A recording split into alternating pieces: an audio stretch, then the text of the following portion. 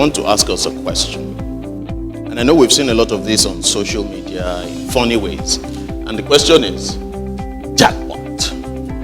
What will you do if you won $800 billion? What would you do?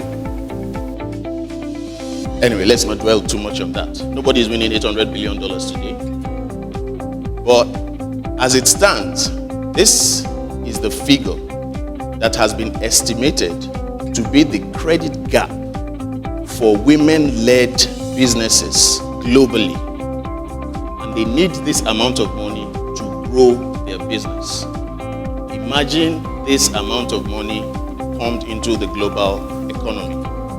By the way, this figure doesn't take into account everyone, because this survey is based on just 224 million women, done out of a survey of 67 countries of the 188 countries recognized by World Bank. So there is by far a larger pool of women-led businesses that is yet to take off and to be captured in this statistic. But we still have the impression, and we have the saying by one of our great women leaders, that women remain the most untapped reservoir of talent in the world.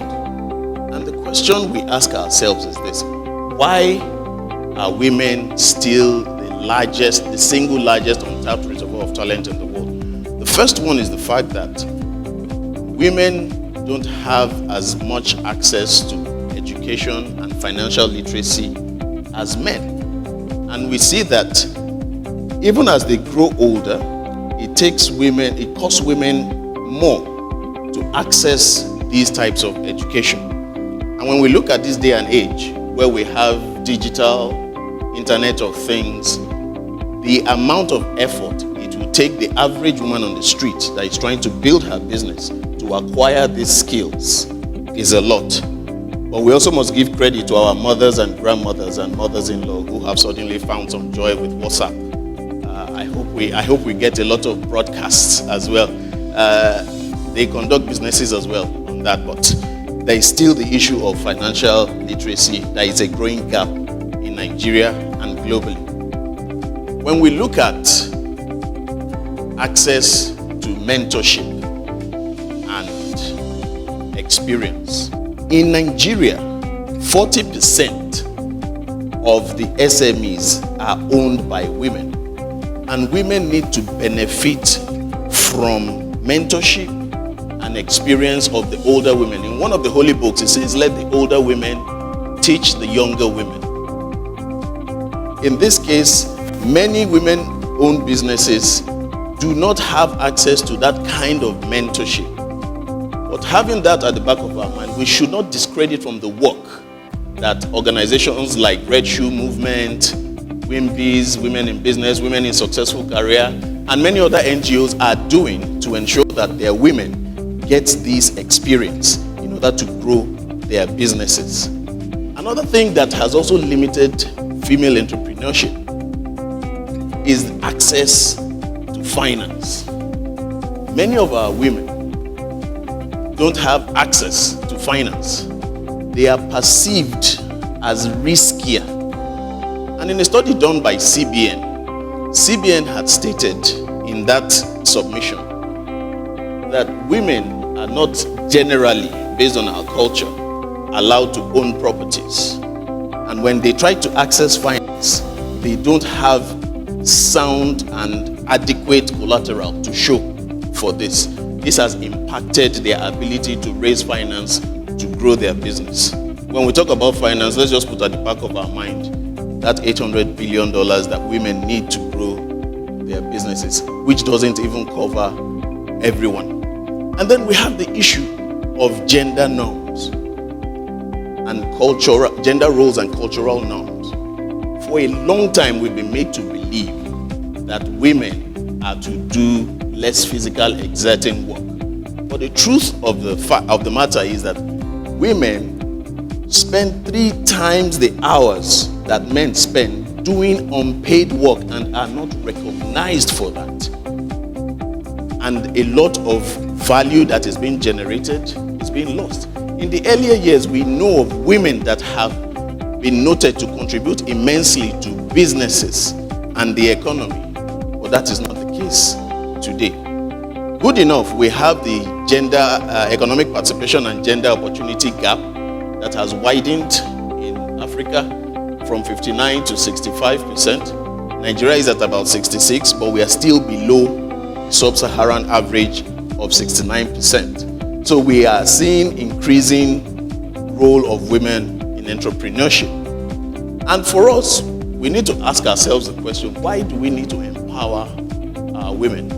I'll give us a few points on why we need to empower female entrepreneurship.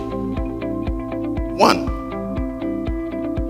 from the study I quoted earlier done by IFC, a woman entrepreneur, for every additional dollar that she makes, she is going to reinvest a staggering 90 cents in human resources.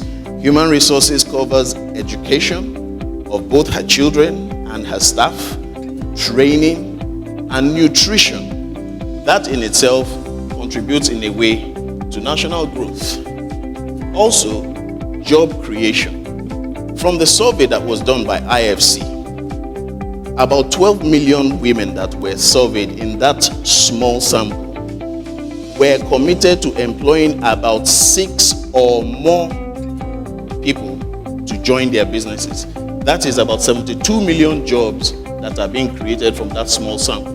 Now imagine the impact on a global scale. And thirdly, women are always thinking of new ways of doing things. It's their nature. And women-led businesses have come up with more innovations in today's world than before. This is why we need to empower our women. And we have quite a lot of success stories in the country today. You know of Ibukun Awoshika, you know of Tara Fela Durotoye, you know of Kehinde Kamsin, of Sweet Sensation, you know of Uche Pedro. And by the way, when I drop this, I'm getting into my kaftan and going for an Owambe, and I'm going to tag Bella Naija on Ashwebi Bella. She gets 15 million hits on her website a month, you know. And then we have many others that have been entrepreneurs in Nigeria. One of the people that came here yesterday for the CEO series was Stella Okoli of Emzo Pharmaceuticals. She has done quite well in her own space. We just need to keep the conversation going. And I need us to remember what we need to do. We need to educate the girl child. Education is beyond the 1+1. It goes all the way to financial literacy and a reorientation of the mindset. We also need to help the ones that are already in business to remove the imbalance in access to funding for women. And I dare say that we need to intensify efforts with respect to mentoring and experience for the younger women in business. And why not, if not, encourage every woman to go into entrepreneurship. My daughter is 3 years old today, and is 3 years old currently, and I have already started telling her that she can do anything she wants to do. She doesn't have to end up like a consultant as her father. In conclusion, I want to leave us with a story which many of us have seen on social media. This woman is a market seller. With whatever she has been able to raise a graduate. That graduate will contribute to the economy in one way. We need to empower many more of this. She can do this with these little resources. There are so many more that can be done for women and a national growth. Thank you very much.